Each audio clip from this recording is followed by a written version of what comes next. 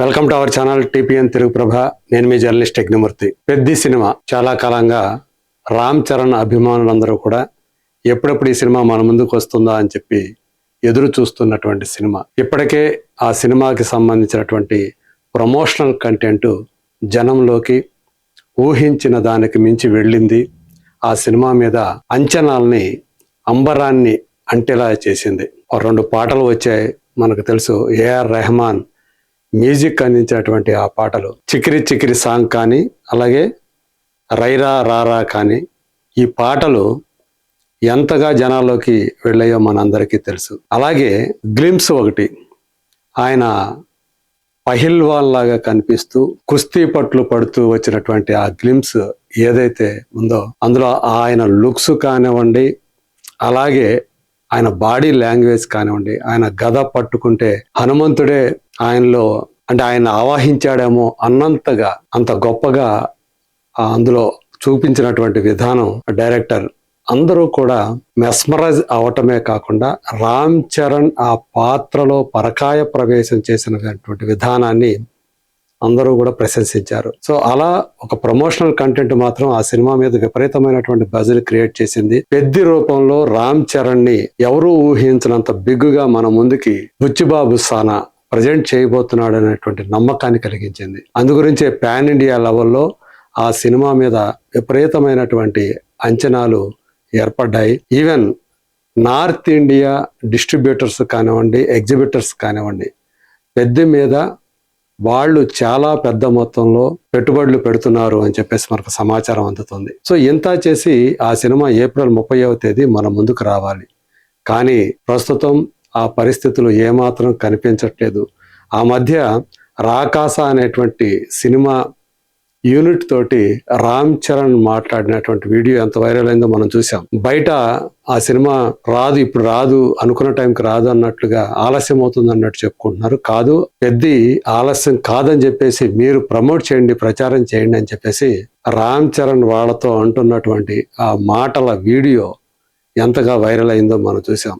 దాంతో రామ్ చరణ్ చెప్తున్నాడు కాబట్టి ఇది ఖచ్చితంగా ఏప్రిల్ 30వ తేదీ వస్తుంది అనేటువంటి నమ్మకంతో ఇప్పటిదాకా ఉన్నటువంటి అభిమానులు కానివ్వండి, సినీ ప్రేమికులు కానివ్వండి, లేటెస్ట్ డెవలప్మెంట్ ప్రకారం వాళ్ళ అందరి అంచనాలు తారుమారు కాబోతున్నాయని తెలుస్తూ ఉంది. ఏప్రిల్ 30వ తేదీ ఆ సినిమా వచ్చే అవకాశమే లేదు అని చెప్పేసి ప్రస్తుతం ఉన్నటువంటి పరిస్థితులు తెలియజేస్తూ ఉన్నాయి. మేలో కూడా రాదు, జూన్లో ఆ సినిమా విడుదలయ్యేటువంటి అవకాశాలు ఉన్నాయి అని చెప్పేసి తెలుస్తోంది. అందులో 2 డేట్లు వినిపిస్తూ ఉన్నాయి.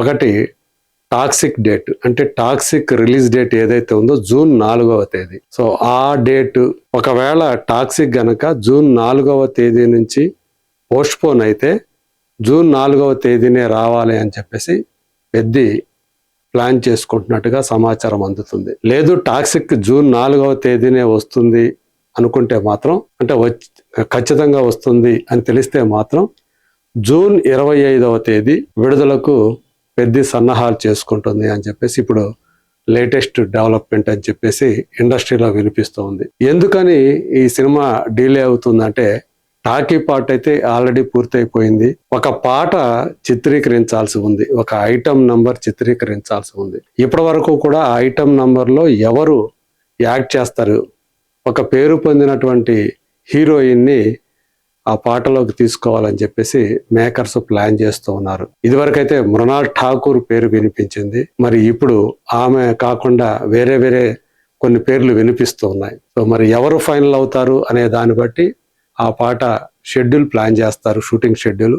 దానితో పాటు ఆ సినిమాకి సంబంధించినటువంటి బ్యాక్గ్రౌండ్ స్కోర్ ప్రస్తుతం బుచ్చిబాబు సానా డైరెక్టర్ చెన్నైలో మకాం వేశాడు. మ్యూజిక్ డైరెక్టర్ ఏఆర్ రెహమాన్ తోటి సిట్టింగ్లు వేస్తూ ఉన్నాడు. సో రెహమాన్ సంగతి మనందరికీ తెలుసు. ఆయన వేగంగా చకచకా చేసుకుపోయేటువంటి మ్యూజిక్ ఇచ్చేటువంటి వ్యక్తి కాదు. మొత్తం ఆకళింపు చేసుకొని ఆ క్యారెక్టరైజేషన్స్, ఆ సన్నివేశాలు, ఆ సన్నివేశాల్లో ఉన్నటువంటి భావోద్వేగాలు, ఆ డెప్త్, ఇన్ డెప్త్ గా ఆయన వెళ్ళి ఆ సారాన్ని మొత్తం అర్థం చేసుకున్న తర్వాతే ఆయన ఆ బ్యాక్గ్రౌండ్ స్కోర్ స్టార్ట్ చేస్తాడు. సో ప్రస్తుతం ఆ పరిస్థితుల్లో, అంటే సెకండ్ హాఫ్కి సంబంధించినటువంటి సినిమా సెకండ్ హాఫ్ ఇప్పుడు ఆ బ్యాక్గ్రౌండ్ స్కోర్ జరుగుతూ ఉంది.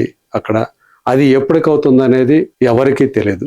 బుచ్చిబాబు సానాకు కూడా తెలియదు, ఈవెన్ రెహమాన్ కూడా తెలియదు అని చెప్పి చెప్తూ ఉంటారు. ఆయనకి అంటే ఫలానా టైం లోపల, తక్కువ టైం ఇచ్చి ఈ టైం లోపల చేయాలంటే ఆయన అసలు చేయరు. అందుగురించి చాలా ముందుగానే ఆయనకి ప్రోడక్ట్ అంతా ఇచ్చేసేయాలి.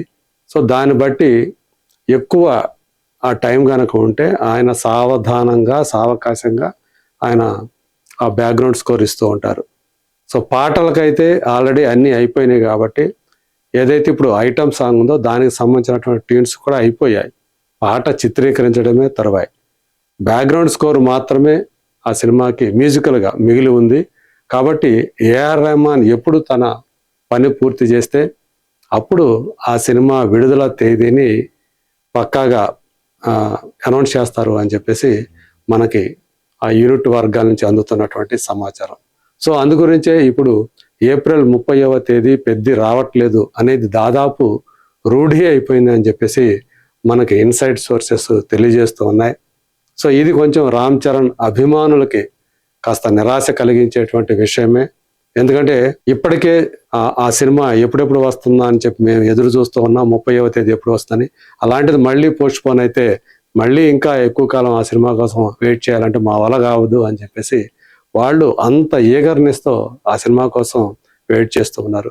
మరి చూద్దాం పెద్ది సినిమా పోస్ట్ పోన్ గురించి, విడుదల తేదీ పోస్ట్ పోన్మెంట్ గురించి, అలాగే కొత్త రిలీజ్ డేట్ గురించి అతి త్వరలోనే మేకర్స్ నుంచి అనౌన్స్మెంట్ వస్తుంది అని చెప్పేసి ఆశిద్దాం. మరి అది ఎప్పుడు వస్తుంది? Let us wait and see.